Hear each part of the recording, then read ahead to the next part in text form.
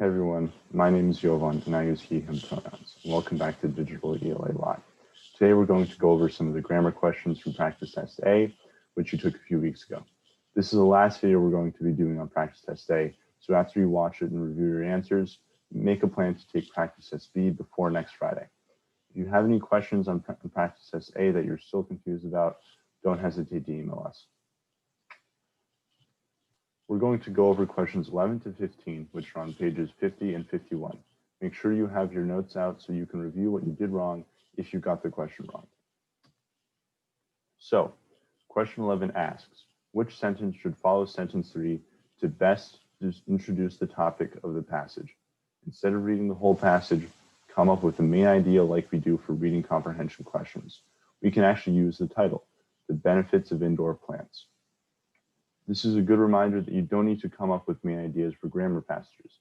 There won't be any in-detail questions about it, and it's actually more important that you get through these quickly so you can spend time on the reading comprehension questions.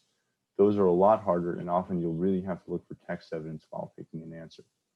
So back to this question. Let's go look through the answers and choose one that introduces, like the question says, that idea. So far, in this paragraph, we're given some information about the risks of spending time inside. So we're looking for something that introduces indoor plants and sets up the rest of the passage, which will be about specific benefits. A is interesting because it seems to check all of our boxes.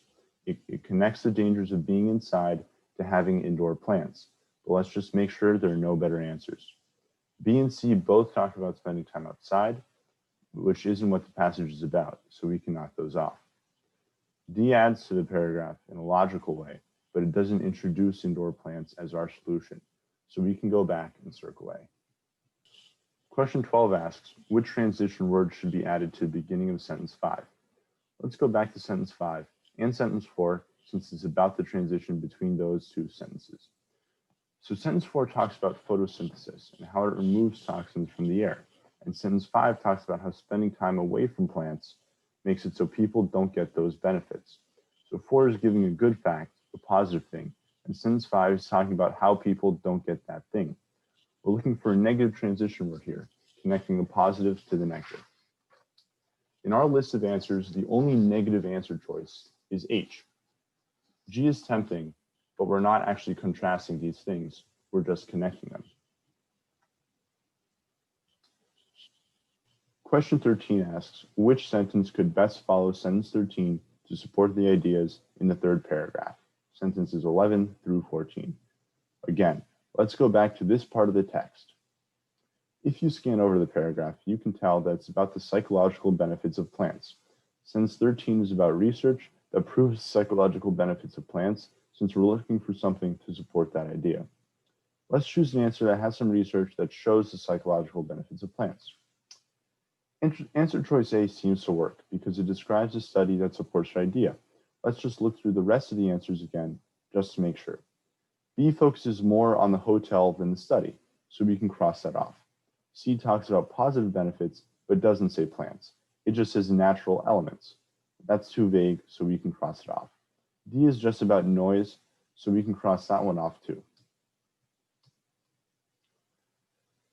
Question 14 asks, which sentence best presents ideas irrelevant to the topic of the passage and should be deleted?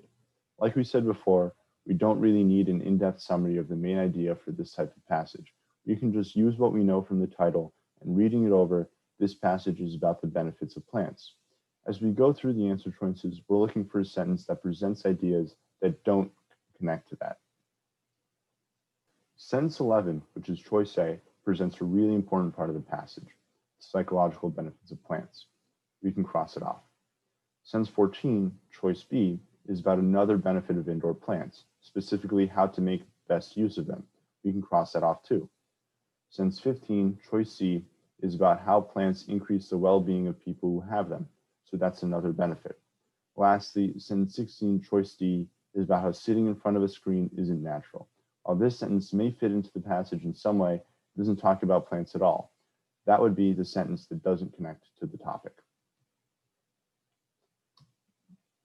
Question 15 asks, which concluding sentence should follow sentence 17 to best support the information presented in the passage? So as we read over the answer, We're looking for something that connects to the main idea, the benefits of plants, and supports it without introducing a new idea that will distract from everything else the passage set out so far. Answer choice A talks about one specific trait of indoor plants that makes them beneficial.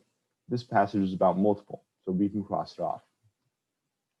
Answer choice B introduces a few specific plants which haven't been mentioned so far, so it doesn't really end the passage. It introduces something new to it. We can cross it off too. Answer choice C summarizes the main idea and the ideas mentioned in the passage. To me, that looks like a pretty good conclusion, but let's look at D. Answer D gives a supporting detail about one way plants are beneficial. That might be a nice detail somewhere else in the passage, but it's not what we're looking for. So the right answer choice is C. Okay, so now that we've been through all of practice test A, you guys should take practice test B. Like last time, you don't need to print it all out, but it is a good idea to print out the Scantron if you can and to take notes. Practice test B is on pages 146 to 199, and it should take 3 hours. However, there's no structure, but we highly suggest you use 90 minutes for ELA and 90 minutes for math. If you have questions, email us. See you next week.